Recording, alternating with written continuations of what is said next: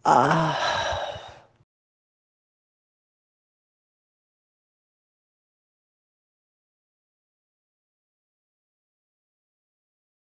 Demi selamatkan keluarga, aku dijual ke pria setua ayahku.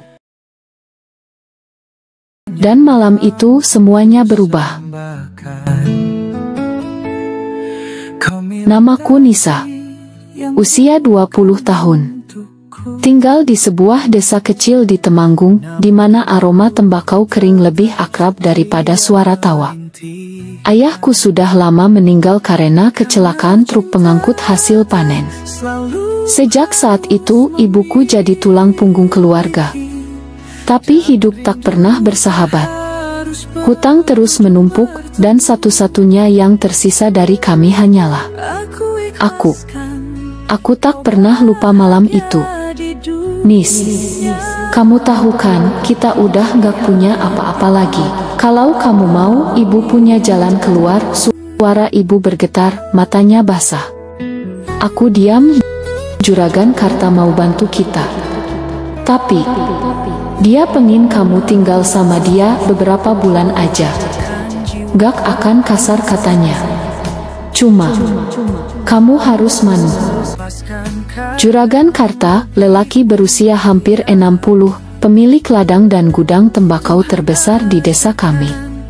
Kata orang, dia punya 3 istri. Dan belum puas. Aku menolak saat itu. Tapi setelah malam demi malam ibu hanya makan nasi garam, dan Dep Kolektor menendang pintu rumah kami, aku menyerah. Kadang cinta pada ibu membuat kita rela membakar diri. Kadang yang disebut pengorbanan. Bukan tentang rela, tapi karena tak ada pilihan. Hari pertama di rumah Juragan Karta, aku disambut pelayan wanita yang tak jauh beda usianya denganku. Kamu istri barunya ya? Tanyanya datar. Aku diam. Rasanya tubuhku bukan milikku lagi. Malam itu, Juragan datang ke kamarku. Dengan sarung dan kaos kutangnya.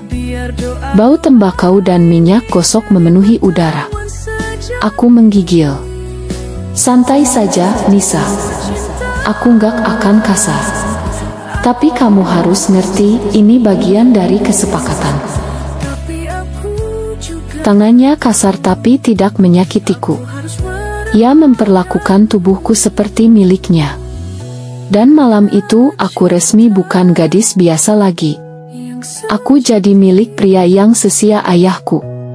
Tubuh bisa disentuh, tapi hati tetap menyimpan luka yang tak bisa dilihat. Anehnya, hari-hari setelahnya tak seburuk yang kubayangkan. Juragan Karta memberiku kamar sendiri, uang jajan, bahkan membelikan ibu kulkas baru. Tapi tetap saja aku merasa hidupku dipertaruhkan. Sampai suatu hari, aku mendengar percakapan telepon Juragan dari balik pintu. Nisa ini beda. Lembut. Aku kepengin dia lebih lama di sini. Bahkan, mungkin ku persunting benar-benar. Hatiku mencelos.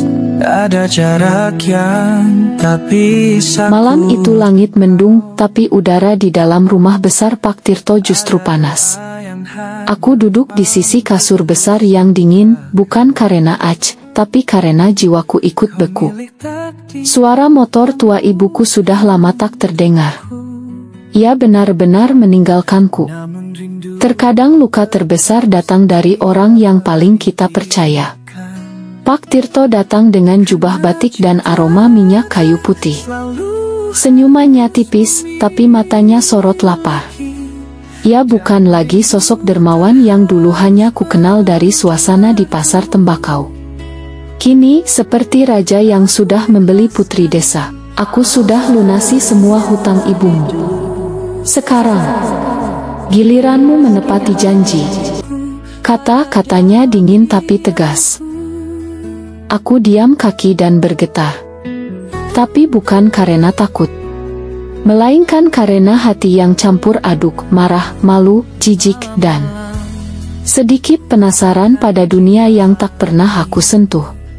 Ketika tangan menyentuh pipiku, tubuhku menegangkan. Tapi dia tak kasar. Anehnya, dia perlahan.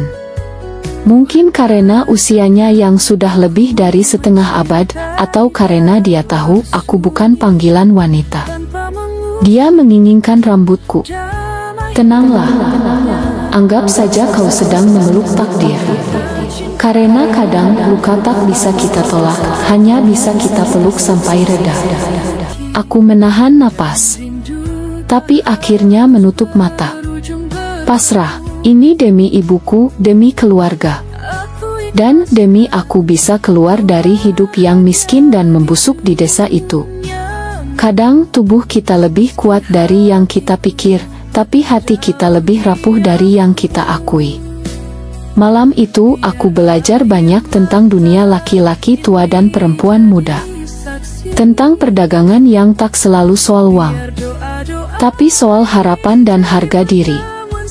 Pak Tirto tak menyakitiku. Tapi aku menangis dalam diam setelah semuanya selesai. Dia memelukku. Aneh, ya. Memikirkan dia hanya akan memperlakukan aku seperti barang. Tapi dia malah berkata, mulai besok kau tinggal di sini. Tak perlu kembali ke rumah ibumu. Esok paginya ibu datang. Tapi bukan untuk menjemputku. Hanya mengambil sisa uang pembayaran. Dia melihatnya, tak berani berpikir. Lalu pergi dengan tergesa-gesa. Aku ingin marah, tapi lidahku keluh. Tak semua yang melahirkanmu sanggup menjaga hatimu. Tapi setiap luka dari ibu akan sembuh. Entah lewat tangis atau doa. Hari-hari setelahnya, aku hidup seperti istri simpanan.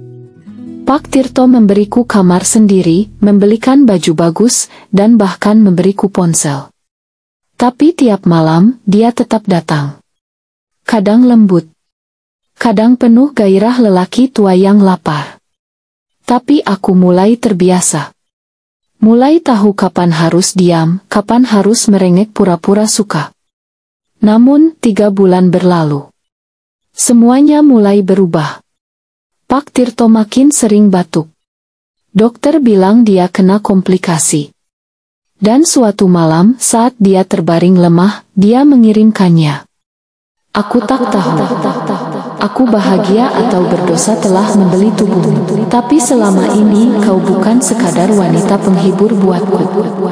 Kau penyelamat jiwaku yang sepi. Aku hanya terdiam. Beberapa minggu kemudian, dia meninggal dunia. Dan aku jadi warisan hidupnya. Surat wasiat menyebut namaku. Aku diberi sebagian rumah, tanah, dan sejumlah uang. Desa geger. Buku menangis, pura-pura menyesal. Tapi aku hanya diam. Kini aku tinggal sendiri. Tak lagi miskin, tapi juga tidak sepenuhnya utuh. Kadang-kadang aku duduk di teras, menatap senja, dan bertanya dalam hati, kalau waktu bisa diulang, apa aku akan tetap memilih malam itu? Entahlah. Yang ku tahu, hidup tak selalu adil. Tapi dari luka dan harga diri yang tergadai, aku belajar jadi kuat. Cinta mungkin bisa dibeli. Tapi harga diri hanya bisa dibayar oleh keberanian menerima kenyataan. Kisah ini bukan hanya tentang tubuh yang dijual, tapi tentang jiwa yang belajar menerima luka dan bangkit dari keterpurukan. Karena kadang takdir tak bisa kita pilih. Tapi kita bisa memilih bagaimana bertahan.